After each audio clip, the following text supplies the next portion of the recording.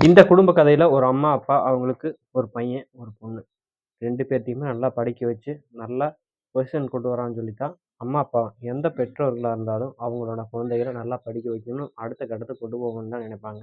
அதே மாரி தான் இந்த பையனையும் நல்லபடியா அடுத்த கட்டத்துக்கு கொண்டு போகணும். இவங்களுடைய சர்க்கிள்ல, சொந்தங்கள்ல எல்லாத்துலயுமே நம்ம பையன் வந்து பெஸ்ட்டா இருக்கணும்னு சொல்லி தான் அம்மா, அப்பாவும் ரொம்ப பேர் 2 பேருமே ரொம்ப செல்லம் குடுத்து வளர்க்குறாங்க. அந்த செல்லம் குடுத்து வளர்த்ததுனால இவன் என்னென்ன சேட்டை பண்றாங்கன்னு தான் இந்த கதையில நம்ம பார்க்க போறோம்.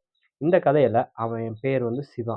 சிவா என்ன பண்றான்னா, பள்ளிக்கூடம் படிக்கும்போதே பக்கா பிளே பாயா என்னென்ன தவறான விஷயங்கள் இருக்கோ, அது எல்லாத்தையுமே ஈடுபட ஆரம்பிக்கிறான். அவனோட வாழ்க்கையில ஒன்லி லைஃப் படிப்பை தவிர எந்தெந்த விஷயத்துல என்ஜாய் பண்ணலாங்கிறத மட்டும் தான் சந்தோஷமா எப்படியெல்லாம் இருக்கலாம். ஏன்னா, ஸ்கூல்ல படிக்கும்போது நல்லத விட கெட்டத தான் ஈஸியா அப்சர்வ் பண்ணிக்கிறாங்க.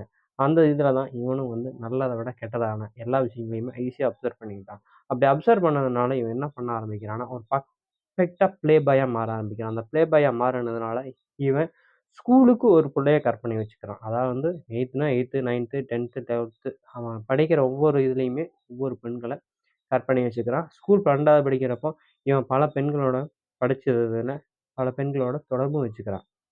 அந்த தொடர்பு வச்சதுனால அந்த பொண்ணுடைய வாழ்க்கையில என்னான்னா, அடுத்த கட்டத்துக்கு போலான்னு காலேஜ் படிக்கலான்னு நெனைக்கும்போது, இவனோட மைண்ட் ஃபுல்லாவே தன்னுடைய லைஃப்ல என்னென்ன பண்ணணுங்கிறத அச்சீவ் பண்ணணுங்கிறத அதாவது இவனோட லைஃப்ப பொறுத்தளவுக்கு என்னன்னா, பெண்கள கரெக்ட் பண்றது மட்டும் தான் அவனோட முழு குறிக்கோளா இருந்துச்சு. அது மட்டும் இல்லாம இவனோட அப்பா, அம்மா இவன வந்து தான் தங்கமா தாங்கிட்டு இருந்தாங்க. இவனோட லைஃப்ல அடுத்த கட்டத்துக்கு போகும்போது என்ன பண்றான்னா, இவனோட வாழ்க்கையில அடுத்தது கல்லூரி போலான்னு நெனைக்கிறாங்க அம்மா, அப்பா. ஆனா இவனுக்கு அதுல விருப்பமே இல்லாம சொந்தமா ஒரு வேலைக்கு போக ஆரம்பிக்கிறான். அப்படி வேலைக்கு போகும்போது, அங்க போயிட்டு வர இடத்துலயுமே பல பெண்கள வந்து தொடர்பு படுத்திக்கிறான். அப்படி தொடர்பு படுத்திட்டு அவங்களோடையுமே எல்லா விஷயங்களையும் பண்ண ஆரம்பிக்கிறான். இவனோட பெர்ஃபெக்ட்டா இவனோட சுயரூபம் தெரிஞ்சு, இவனுடைய அத்தை பொண்களும், மாமா பொண்களும் மொத்தமா 3 பேர் இருக்காங்க. அந்த 3 பேருமே இவன வந்து சின்சியரா லவ் பண்றாங்க. அப்படி சின்சியரா லவ் பண்ணுனது, இவன் என்ன பண்றான்னா, அவங்கள வந்து திருமணம் பண்ணிக்கிறேன்னு சொல்லி தான் லவ் பண்ண ஆரம்பிக்கிறான். ஆனா, அது வந்து அவங்க 3 பேத்துக்குமே ஒருத்தருக்கு தெரியாம ஒருத்தர தான் ஃபாலோ பண்ணி அவங்களோட எல்லா விஷயங்களையும் பண்ணிக்கிறான். அவங்களுக்கு தேவையான இவனுக்கு தேவையான அவங்ககிட்ட இருந்து பிசிக்கல் ரிலேஷன்ஷிப் எல்லாத்தையுமே எடுத்துக்கிறான். அப்படி எடுத்துக்கிட்டதுக்கு அப்புறம் அவங்களுக்கு வந்து குறிப்பிட்ட ஸ்டேஜ் ஆக ஏன்னா அந்த பெண்களுக்கு வந்து திருமணம் பண்றதுக்கு அவங்க வீட்ல வந்து பிரஷர் பண்றாங்க. இவன்கிட்ட கேட்டா இன்னும் கொஞ்ச நாள் போகட்டும், இன்னும் கொஞ்ச நாள் போகட்டும்னு சொல்லி தள்ளிட்டே போயிட்டு இருக்கான். இத உணர்ந்த அந்த பெண்கள் என்ன பண்றாங்கன்னா, இனி வந்து இவன் வந்து நம்மளோட லைஃப்ல வந்து திருமணம் பண்ற ஐடியா இல்லைங்கிற கான்செப்ட்க்கு அவங்க வந்து வேறு நபர்கள திருமணம் பண்ணி அவங்க 3 பேருமே போயிர்றாங்க. இப்படி 3 பேருமே போனதுக்கப்புறம் இவன் என்ன பண்றான்னா, மீண்டும் ஒர்க் போற இடத்துல இப்படியே எல்லா விஷயத்திலயுமே போய்க்கிட்டு இருக்கிறான். இவனோட நண்பர்களோட சேர்ந்து சொந்தமா பிசினஸ் பண்ண ஆரம்பிக்கிறான். அப்படி அந்த பிசினஸ் பண்ணும்போது இவனுக்கு நெறைய லாபம் வருது. எந்த ஒரு பிசினஸுமே இவனோட கையில லாபம் நெறைய வந்துகிட்டே இருக்கும். ஆனா, அந்த லாபம் வர்ற காசையெல்லாம் வீட்டுக்கு கொண்டு போய் குடுக்குறான்னா, அது கிடையவே கிடையாது. அந்த பணத்த வச்சு இவனோட குறிப்பிட்ட சர்க்கிள்ல ஒரு ஃப்ரெண்ட்ஸ்கள ஏற்படுத்திக்கிட்டு, அந்த ஃப்ரெண்ட்ஸுங்க எல்லாத்துக்குமே செலவு பண்றது, அவங்க கூட வந்து சரக்கு அடிக்கிறது, பார்ட்டி இதே தான் இவனோட ஃபுல் மைண்ட் ஒர்க்காவே இருந்துச்சு. அது மட்டும் இல்லாம இவங்க கூட பார்ட்னர் போட்டு செய்யறவங்க ஒர்க் எல்லாத்துலயுமே ப்ராஃபிட்ட மட்டுமே இவங்க எடுத்துட்டு அவங்ககிட்ட இவன் வந்து கடன மட்டுமே அவங்ககிட்ட சொல்லிருவான். ஏன்னா, வருமானம் வருதுங்கிறது அவங்களுக்கும் தெரியும். ஆனா, இவன் வந்து கூட படிச்ச பையன். ஏன்னா நெறைய ஃப்ரெண்ட்ஷிப் இவர் வந்து ரொம்ப நாளா ஃப்ரெண்டா இருக்கிறதுனால, வேற வழி இல்லாம அவங்களும் வந்து சரின்னு தவிர்த்துடுறாங்க. இவன வந்து டார்ச்சர் பண்றதில்ல. அத வந்து இவன் வந்து கரெக்ட்டா யூஸ் பண்ணிட்டு, அதுல எப்படியெல்லாம் பணம் சம்பாதிச்சது எல்லாத்தையுமே, இவன் வந்து கூட படிச்ச பொண்ணுங்க, பல பெண்களோட தொடர்பு வச்சு, அவங்க கூட மட்டுமே ஃபுல்லா அனுபவிக்கிறது. இவன் பிசினஸையுமே சரியா பார்த்துக்கிறதே இல்ல. அவன் வந்து எந்த அளவுக்கு என்ஜாய் பண்ண முடியுமோ, அத மட்டுமே குறிக்கோளா கொண்டுட்டு இருக்கான். ஆனா இது எல்லாமே அவங்க அம்மா, அப்பாவுக்கு தெரிஞ்சிருந்தும், அவங்க அம்மா, அப்பா வந்து கண்டிக்காம விட்டுர்றாங்க. இப்படியே நாட்கள் போயிட்டு இருக்குது. அவனுக்கு தங்கச்சிக்கு வந்து திருமணம் பண்றதுக்காக பல பக்கம் தேடுறாங்க. நல்ல ஒரு வரன் வருது. அவனோட தங்கச்சிக்கு திருமணம் பண்ணி குடுத்ததுக்கப்புறம், இவன் எப்படி திருமணம் பண்ணிக்குவான் அப்படின்னு சொல்லிட்டு அவங்க அம்மா, அப்பாவும் நினைக்கிறாங்க. ஆனா சிவாவுனோட மனசுல திருமணம் பத்தி துளி எண்ணமே இல்ல. திருமணத்துக்கு அப்புறம் நம்ம என்ன பண்ண போறோமோ, அத நம்ம இப்பவே பண்ணிட்டு இருக்கோம்ல. அதனால எதுக்கு திருமணம்னு சொல்லி அவனும் வந்து தவிர்த்துட்டு வந்துட்டே இருக்கிறான். 30 வயது தாண்டுது. ஆனா இவன் கூட படிச்ச பையகள் எல்லாருமே திருமணம் பண்ணி அவங்க லைஃப்ல அடுத்த கட்டத்துக்கு போயிட்டு இருக்காங்க. இவன் கூட படிச்ச பெண்களும் திருமணம் பண்ணி அவங்களுக்கு குழந்தைகள் எல்லாமே இருக்குது. ஆனா, இவனுக்கு 30, 32 வயசு தாண்டுனதுக்கு அப்புறம் என்ன யோசிக்கிறான்னா, நம்ம வந்து நீ திருமணம் பண்றதுக்கு வாய்ப்பு ரொம்ப குறைவு. ஏன்னா, இவனோட உடம்பு ஹெல்த் ரொம்ப வீக்கா இருக்குது. பார்த்தாலுமே அந்த ஒரு பெண்களுக்கு ஒரு அட்ராக்டிவ்ங்கிறது இல்லாம போயிருது. அப்போ இவன் என்ன யோசிக்கிறான்னா, சரி நம்ம இப்ப இனிமேல் தனிமையா தான் இருக்கோம்.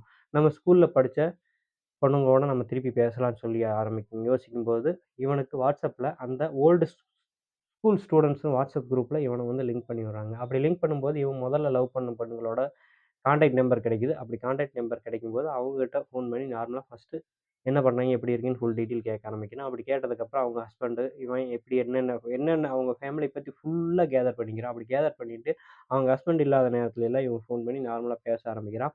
அந்த பெண்களும் சரி ஃப்ரெண்டு தானே அப்படின்னு சொல்லிட்டு பழசெல்லாம் மறந்திருப்பான். இனி வந்து அப்படின்னு சொல்லிட்டு பேச ஆரம்பிக்கிறாங்க. அப்படி பேசும்போது நம்ம ஸ்கூல் படிக்கும்போது அப்படியெல்லாம் ஒண்ணா இருந்தோம், இப்படியெல்லாம் இருந்தோம். ஆனா நீ வந்து இப்போ கல்யாணம் பண்ணிட்டு உங்க ஹஸ்பண்டோட சந்தோஷமா இருக்கிற. நான் வந்து சிங்கிளாவே இருக்கிறேன். அப்படின்னு சொல்லிட்டு அவங்களோட மைண்ட் அப்ப அப்படியே மாத்த ஆரம்பிக்கிறான். அப்படி சில பெண்கள் மாறுனவங்க என்ன பண்றாங்கன்னா, இவனுடைய தனிமைக்கு யூஸ் ஆக ஆரம்பிச்சுடுறாங்க. இவனும் அத வந்து யூஸ் பண்ணிட்டு அவங்க கூட வந்துட்டு பிசிக்கல் ரிலேஷன்ஷிப்ல இருக்க ஆரம்பிக்கிறான். அதுல 2, 3 பெண்களுடைய குடும்ப ஹஸ்பண்டுக்கு தெரிஞ்சு, அவங்க வந்து அவங்க அம்மா, அப்பாவோடயே திருப்பி வந்து வாழ வேண்டிய சூழ்நிலை இருக்குது. அதுவும் அவங்க குழந்தைகளோட.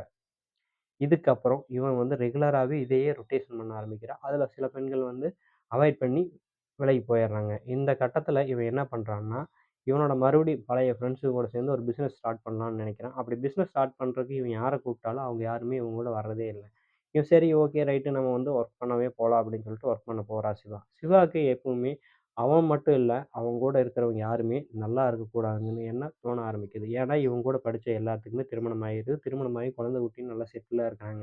இவன் மட்டும் சிங்கிளா இருக்கனால அவனுக்குள்ள ஒரு குரூர எண்ணம் தோணுது. என்ன எண்ணம்னு கேட்டீங்கன்னா, அவனுக்கு நம்ம வந்து எப்படி தனிமையா இருக்கிறோமோ, அதே மாரி ஃபேமிலியா இருக்கிற எல்லாத்தையும் பிரிச்சு நம்ம கூடயே தனிமையா கொண்டு வந்துக்கலான்னு யோசிக்க ஆரம்பிக்கிறான். அப்படி இவன் கூட வந்து முதல்ல படிச்ச ஒரு 2 ஃப்ரெண்டு கூட என்ன பண்றான்னா, ரெகுலரா வந்து கூப்பிட்டு பேச ஆரம்பிக்கிறான். அவங்களும் சரி வேற வழி இல்லைன்னு பேசுறாங்க. சும்மா நார்மலா பேச ஆரம்பிக்கும்போது, ஒரு சில நாள் சரி ஓகே ரைட் இன்னைக்கு பார்ட்டி பண்ணலாம் வாடா அப்படின்னு சொல்லிட்டு அவன் கூப்பிட்டு போக ஆரம்பிக்கிறான். அப்படி நார்மலா வாரத்துல 2 நாள் கூட்டிட்டு போயிட்டு வந்தவன், அப்படியே 3 நாள் ஆகுது, 4 நாள் ஆகுது.